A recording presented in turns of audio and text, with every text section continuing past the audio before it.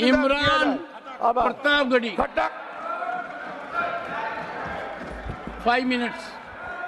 मैं आईना हूं दिखाऊंगा दाग चेहरों के, मैं आईना हूं दिखाऊंगा दाग चेहरों के, जिसे बुरा लगे वो सामने से हट जाए।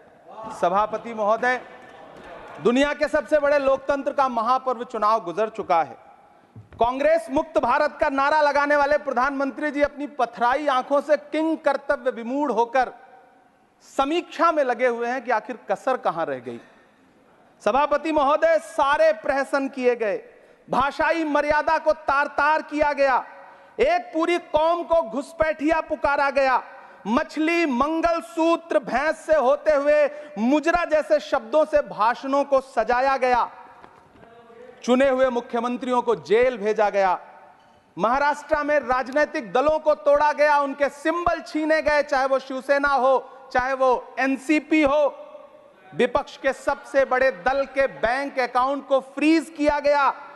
उसके बाद मोदी सरकार चुनाव लड़ने के लिए जनता के दरबार में गई, लेकिन वाहरी जनता ने दिखा दिया कि दर्द की हद से गुजारे तो सभी जाएंगे, दर्द की हद से गुजारे तो सभी जाएंगे, तैरे या डूबे किनारे तो सभी जाएंगे, कोई कितनी भी बुलंदी पे चला जाए मगर आसमानों से उतारे तो सभी जाएंगे। जनता ने दिखा दिया इस देश की। मैं महामहिम राष्ट्रपति महोदया के भाषण पर चर्चा करने के लिए, अभिभाषण पर चर्चा करने के लिए यहां खड़ा हुआ। सरकारी भाषण की मजबूरियां होती हैं, सरकार की तारीफ करनी पड़ती है, लेकिन जिस एक शब्द के इर्द गिर्द पूरा भाषण बुना गया था वो था अमृतकाल।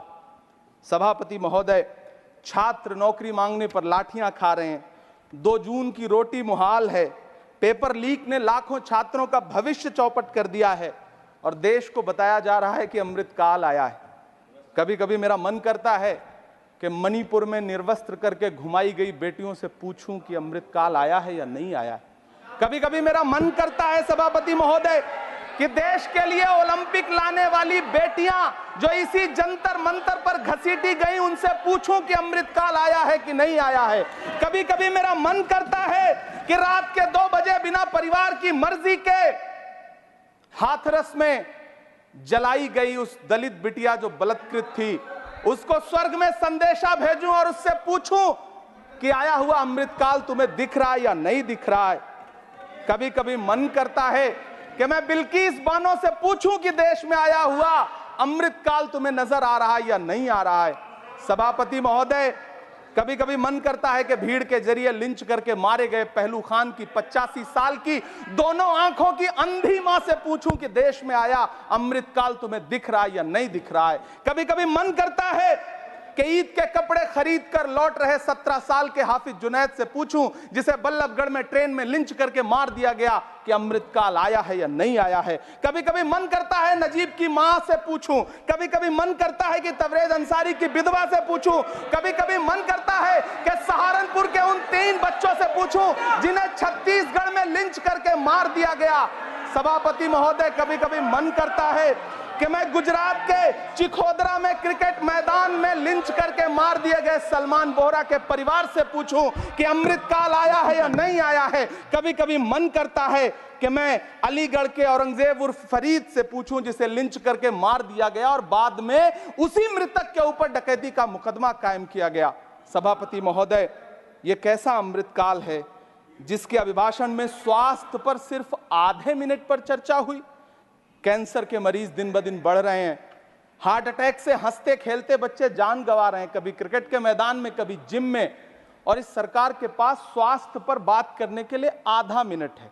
सभापति महोदय, कोविड वैक्सीन को लेकर के लंदन की अदालत से जो तथ्य देश के सामने आए हैं, उन्होंने भय फैला रखा है। कांग्रेस की सरकारों ने भी चेचक, पोलियो और प्लेग जैसी महामारियों के टीके लगवाए, लेकिन न तो कभी सर्टिफिकेट पर अपना फोटो छपवाया और न कभी उसके नाम पर वोट मांगे। कांग्रेस की सरकारों ने यह किया है, लेकिन इन सरकारों ने क्या किया है, मोदी जी ने क्या किया है कि राजनीतिक दलों को तोड़ा और तोड़ करके चुनाव लड़े, और चुनाव लड़ने के बाद भी आशातीत सफलता प्राप्त नहीं हुई है। सभापति महोदय, अंतिम 1 मिनट आपसे लूंगा, मुझसे बहुत सारे आधा minute please, 1 minute sir, You have made a speech, you know what you have added. अंत में सभापति महोदय, मैं अंत में यही कहना चाहता हूं कि चुनाव आप यहाँ समाप्त बैठ हो जाइए। चुके हैं, सरकार बन चुकी है, करती है। लेकिन मुझे इस देश के प्रधानमंत्री जी से यह कहना है कि आप नारे लगाते थे सबका साथ सबका विकास, चुनाव के बाद अंतिम बात सर की ये झूठी सच्ची